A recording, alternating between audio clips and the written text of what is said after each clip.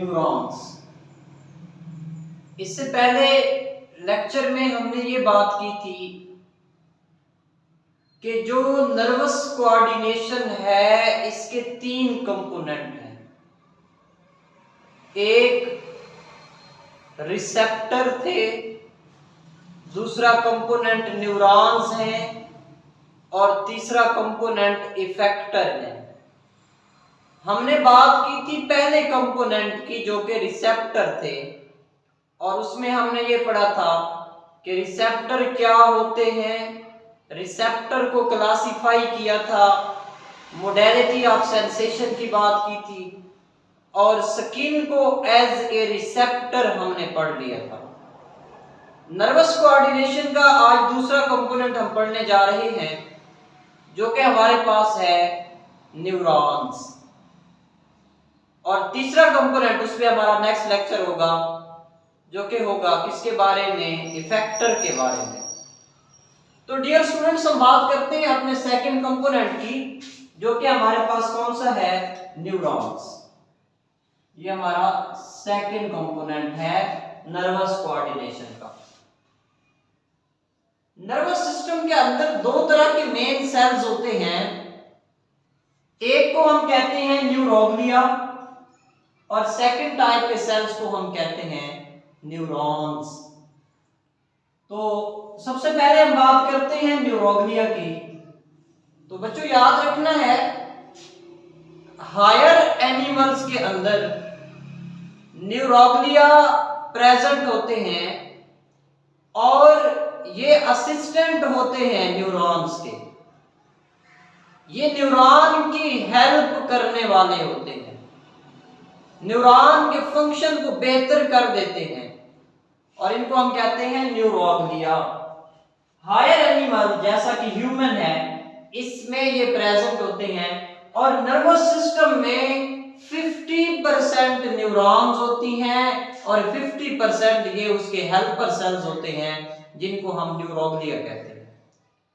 About half nervous system is made up of neuroglia.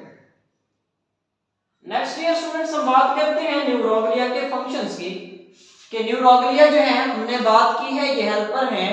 किसके helper हैं, neuron के helper हैं। ये न्यूरॉन की कैसे मदद करते हैं? तो सबसे पहला पॉइंट ये है कि ये न्यूरॉन्स को न्यूट्रिशन प्रोवाइड करते हैं। न्यूरॉन्स क्योंकि सेल्स हैं और कोई भी सेल है उसको अपनी एक्टिविटीज परफॉर्म करने के लिए एनर्जी चाहिए होती है, और एनर्जी आती है फूड से। तो न्यूरॉन्स को न्यूट्रिशन देना ये किसका काम होता है, न्यूरोग्लिया का फंक्शन होता है।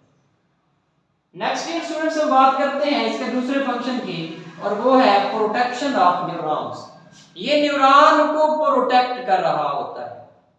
कैसे प्रोटेक्ट करता है? न्यूरॉन के ऊपर, मोस्टली न्यूरॉन के जो एक्सॉन्स होते हैं इनके ऊपर ये फैटी लेयर सेक्रीट करता है, और ये जो फैटी लेयर होती है उसको हम माइलिन शीथ कहते हैं। तो ये न्यूरॉन की हेल्प करता है प्रोटेक्शन में। कैसे? कि न्यूरॉन के ऊपर फैटी एसिड की फैटी लेयर सेक्रीट कर देता है, माइलिन शीथ सेक्रीट कर देता है, और वो न्यूरॉन की प्रोटेक्शन के लिए होती है। जिस तरह बिजली की वायर्स होती हैं, कब उसमें बेसिक जो जिसका काम कंडक्शन होता है, करंट को कैरी आउट करना, वो तो कॉपर की या सिल्वर की वायर होती है, लेकिन ऊपर प्लास्टिक का फॉल होता है। उसका क्या फायदा होता है? एक तो वो उन वायर्स को प्रोटेक्ट कर रहा होता है, और दूसरा इलेक्ट्रिसिटी की, करंट की लीकेज को बचा रहा होता है। बिल्कुल ऐसे ही यहाँ पे न्यूरॉन के जो एक्सॉन्स होते हैं इनके ऊपर माइलिन शीथ होती है। इसका एक फायदा तो ये होता है कि ये मैसेज को लीक नहीं होने देता, और साथ साथ ये एक्सॉन्स की प्रोटेक्शन भी करता है। तो पहला कंपोनेंट हमने देख लिया, न्यूरोग्लिया, प्रोटेक्शन और न्यूट्रिशन, ये फंक्शन। 50% ये है, 50% न्यूरॉन्स। नेक्स्ट ईयर स्टूडेंट्स, हम बात करते हैं न्यूरॉन्स की। तो हमें पता है कि neuron is the basic structural and functional unit of nervous system.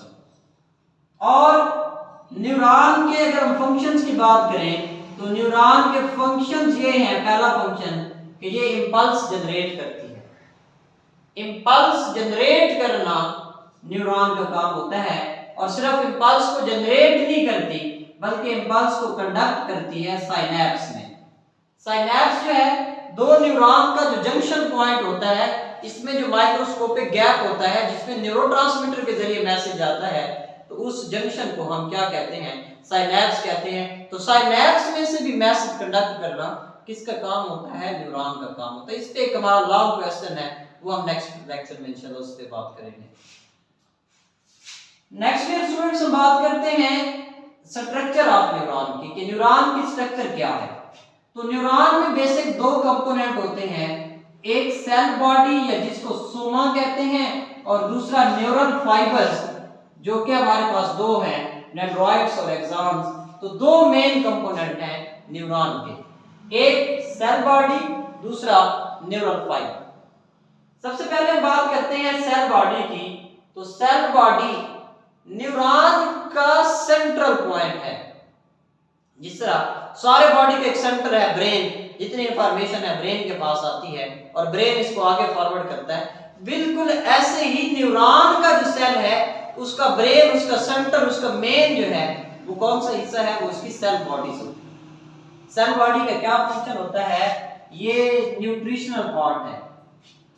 Dendrites और एक्सॉन्स को न्यूट्रिशन देना भी इसी का काम होता है। डेंड्राइट से मैसेज को रिसीव करना, एक्सॉन को मैसेज ट्रांसफर करना, ये भी सेल बॉडी का काम होता है। और ये मटेरियल भी, वो मटेरियल जो कि न्यूरॉन के सेल्स की ग्रोथ के लिए चाहिए होते हैं, उनकी ग्रोथ में, उसकी सिंथेसिस में ये अहम किरदार अदा करता है सेल बॉडी। सेकंड हमारा कंपोनेंट है डेंड्राइट, जिसको हम कॉमनली ट्री कहते हैं। और इसको ट्री इसलिए कहा जाता है क्योंकि इसकी स्ट्रक्चर ट्री की तरह होती है। ये एंटीना लाइक होता है, जिस तरह एंटीना का फंक्शन होता है। एंटीना का क्या फंक्शन होता है कि सिग्नल्स को कैच करता है वो। तो ये भी एंटीना की तरह है, जो सिग्नल्स होते हैं, जो सेंसरी इंफॉर्मेशन होती हैं, उनको कैच करता है और कैच करके किसको ट्रांसफर कर देगा, सेल बॉडी को ट्रांसफर कर देता है। अच्छा, यहाँ पे बड़ी इंपॉर्टेंट एक बात आपने याद रखनी है कि डेंड्राइट्स और डेंड्रॉन, डेंड्राइट्स क्या होते हैं, फॉर एग्जांपल डियर स्टूडेंट्स, ये हमारे पास सेल बॉडी है, तो इस सेल बॉडी में ये डेंड्राइट्स हैं, ये डेंड्राइट्स है सेल बॉडी। ये सारे क्या कहलाते हैं, डेंड्राइट्स। इसमें अगर एक की बात करेंगे तो डेंड्राइट है, लेकिन डेंड्रॉन क्या होता है, ये फॉर एग्जांपल सेल बॉडी है, इसके ऊपर सिर्फ यही एक ही डेंड्राइट है। इसको हम डेंड्राइट नहीं कहेंगे, इसको डेंड्रॉन कहेंगे। लेकिन जब ज्यादा होंगे, क्लस्टर होगा, गुच्छा होगा, तो फिर हम उनको डेंड्राइट्स कहते हैं। नेक्स्ट हम बात करते हैं हमारे सेकंड न्यूरल फाइबर की, जो कि कौन सा है, एक्सॉन है। तो हमें पता है एक्सॉन का फंक्शन क्या होता है, it carry message away from cell body. और ये लॉन्ग होता है, और कितना इसकी लेंथ होती है, may be more than 1 metre length इसकी हो सकती है एक्सॉन। नेक्स्ट ईयर स्टूडेंट्स हम बात करते हैं कि जो मेन पार्ट है न्यूरॉन का, वो सेल बॉडी है। अगर एक न्यूरॉन के डेंड्राइट्स टूट जाएं, अगर एक न्यूरॉन के एक्सॉन्स टूट जाएं, न्यूरॉन फिर भी जिंदा है, वो उसके अंदर एबिलिटी है कि सेल बॉडी रिपेयर कर लेती है न्यूरॉन के डेंड्राइट्स को भी और एक्सॉन्स को भी।